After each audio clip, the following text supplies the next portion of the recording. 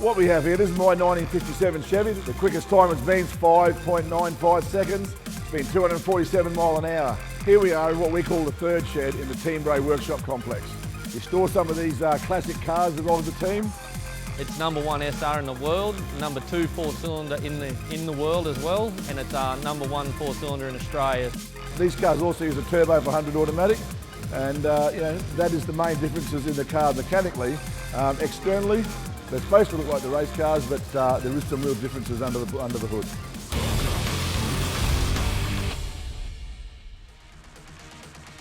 Here's one of the bullets out of our top Doorslammers. Now these are based on a 426 Chrysler Hemi. Way back in 1963, there was a bit of a confusion out there with the police forces in the United States. They actually wanted a more powerful car. So they put it to the Ford, GM and Chrysler and said, make us a powerful car we can catch all these hot rodders. Chrysler won the deal, and then that's where we got the 426 Chrysler Hemi from. The main thing they had going for them was the Hemi head. They had a valve here, the inlet here, the outlet there, and the spark plug in the middle.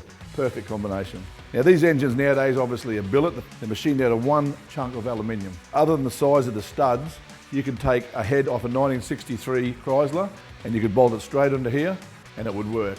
You could put a crankshaft straight into here and it would work. The variants that we use in the Doorslammers nowadays, there's two main combinations and it's to do with bore size. This one here is a 4.467 bore. It's sort of the biggest you can go. If you go to 4.5 inch bore, the cylinder walls get a bit thin and get a bit move around when you start getting a bit hot. And the other bore is 4.375, which was the stable bore for drag racing for many, many years until they found out that you know, bigger bore, better flow in the heads and stuff. So as the heads developed. Crankshafts, you can have pretty much anything you want. This one's a 4150 crank, which is 4.150 stroke. And you know, the 4150 crank and the 4.467 bore makes it a 521 cubic inch engine. Seems to be a combination that a lot of people have settled on here, United States, everywhere. It seems to be a combination, has a short stroke basically, comparatively with what the Hemi was, and has a nice big bore, so the motor can rev up real high. Obviously you've got a big arm, like a big crankshaft with a lot of stroke. Once you start getting up into 8, 9, 10,000, 10,500 revs, you've got a great big crankshaft swinging right out each side, and that causes a lot of trouble. So basically the shorter the stroke, the more friendly it is on high RPM, and the bigger the bore, the more friendly it is on head flow. These are the Pistons and Con Rods that we use in the motor. Obviously again, there's a heap of brands that you can use. These are JE Pistons and GRP Con Rods. Go into the billet motor, the billet heads, the billet Con Rods. And when the technology came out in CNC equipment to actually manufacture all this stuff, it was a big step forward in strength and performance for all the drag racing. Everyone sort of selects their own compression ratio. With a supercharger on top, the compression ratio is obviously greatly increased because you're pumping the air on top of the motor. Generally, if you run this engine at about 10.5 to 1, static compression, going through the lights with the supercharger and the engine on 10,500, you're looking closer to 30 to 1. That's why the Con Rods have to be so big and strong and the whole inside of the motor has to be so beefy. The oiling system is incredibly close to what it was in 1963, except nowadays we actually scavenge the sump. So there's two oil pumps, one's coming from the engine, conventionally pumping into the engine to give it oil pressure, the other one's scavenging out of the sump and putting it back in the tank. That's pretty much how it is. One of the myths that in drag racing, and then probably a lot from the public and maybe even you know, other races, is that we don't use the 2550 Castrol Edge off the shelf in our race motors. The fact is we do. And over the years we've had a few smartasses walked up to the side of the car in the pit and they've gone, no, we bet you that special blend that Castrol make you. We said, well, if it's so special, why don't you go down to Supercheap, Repco, Autobarn, wherever, go to the local retail outlet, buy us this amount. I mean, we made sure it was a good couple of $100 worth too, I can tell you, and bring it back here, we'll run it in the motors. And they're, oh, yeah, bet you don't, bet you don't. So they've gone down a few times, they've actually gone down there, they've bought it, they've come back, and they said, here it is. We've actually let them tip it in the motor, gone out and done the runs. They've come back and they said, well, you know, we didn't think that you would have been running it. And I said, that's all right, mate, now you're $200 out of pocket, thank you very much.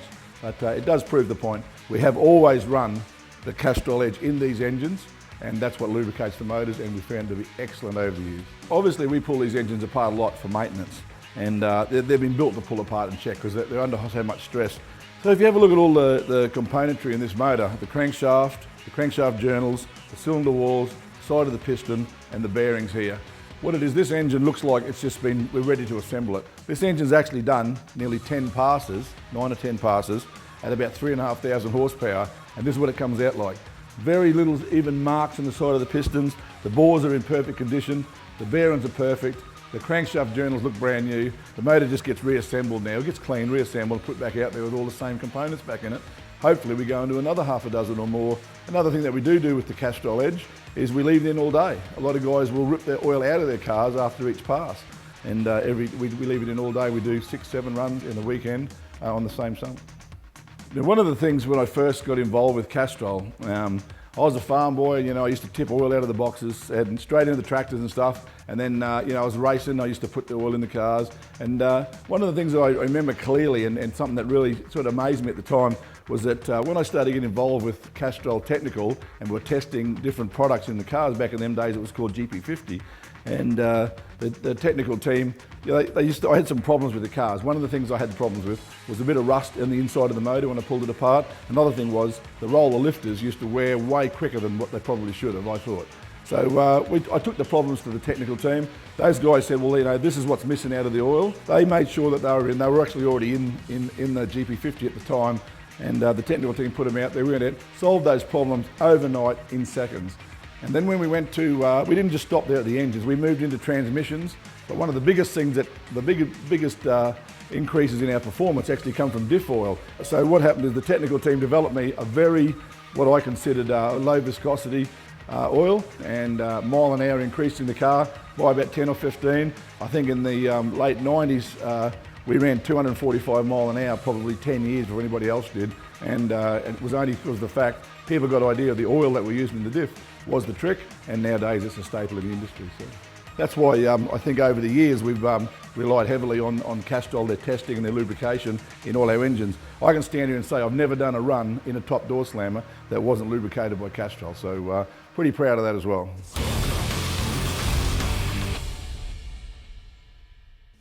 What we have here is the heads. Other than the camshaft, these are the most important part of the car. What you see here, probably the best you can buy in our industry. The rocker gear, the heads, they're all good for up to 4,000 to 4,500 horsepower. We flow it. The heads are probably 99% of the thing that keeps the motor running, because if I tell you now, if one of these little baby valves fall in and whack one of them pistons, it's a day over.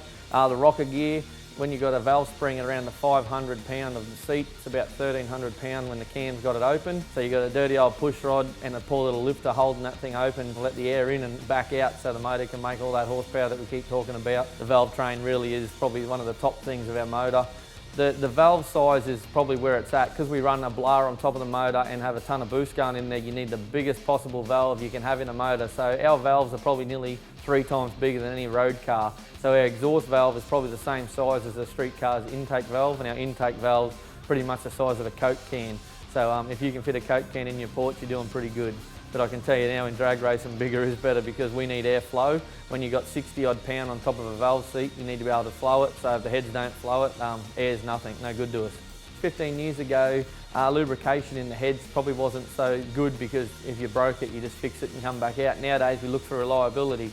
And with the Castrol Edge range, they make sure that our push rods, our lifters, and our camshaft, our valves and everything stay perfectly lubricated, so the wear and tear, because I don't know if you'd noticed, but the size of the valve at 10,000 RPM, if the valve stem ain't lubricated to the right amount, it will season the head and your day is over.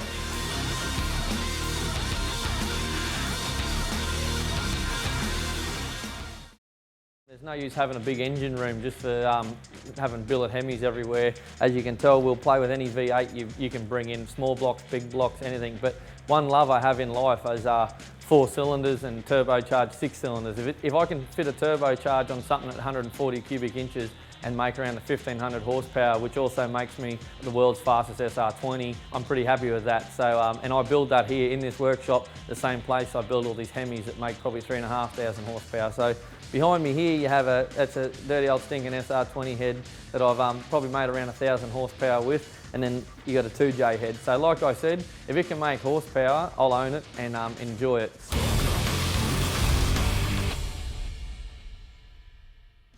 Well, here we are back in the front room at Team Bray Racing. Got a lot of memories in here. This is the car that cemented my relationship with Castrol in 1988-89. And in 2013, that makes 25 years. We've been using Castrol products in all our race cars, our transporters, and we've had access to the technology, which has helped our careers move forward. This car's probably done just under 2,000 runs down the racetrack. We used to run it up and down the coast here in the Wild Bunch and stuff. I did just under 200 mile an hour in this. I used to do it 8 or 10 times a weekend and did it for years and years and years. But after sitting in a state-of-the-art space frame race car like we run nowadays, and then getting back in here, well, in them days I must have had some kahunas. So I hope you enjoyed the tour of Team Bray's workshop. And as the horsepower on these drag racing engines increases, and as the temperature inside the engine, the stress on the components, and the pressure on the components inside the engine increases, I'm sure Castrol Edge will continue to evolve over the next 25 years, just like it has over the last 25. Anyway, we've got things to do, races to go to. We'll catch you later.